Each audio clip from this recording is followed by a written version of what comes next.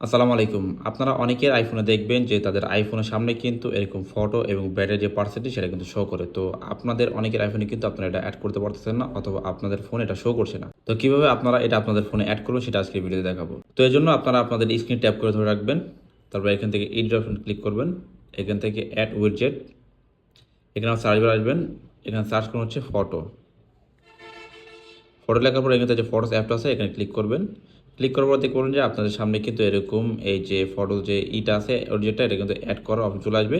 তো এখান থেকে আপনারা কিন্তু যে কোনো চাইলে একটা অ্যাড করতে পারেন। সাপোজ এখান থেকে আমি এটা অ্যাড করবো, এই জন্য অ্যাড ওয়েবজেটে ক্লিক করব।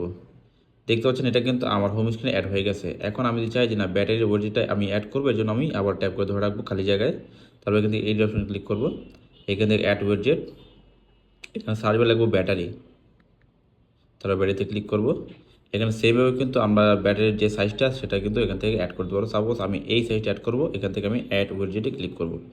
দেখতে পাচ্ছি এখানে কিন্তু আমার ফোনের মধ্যে এই যে ফটো এবং ব্যাটারির যে উইডজেট এটা কিন্তু অ্যাড হয়ে গেছে।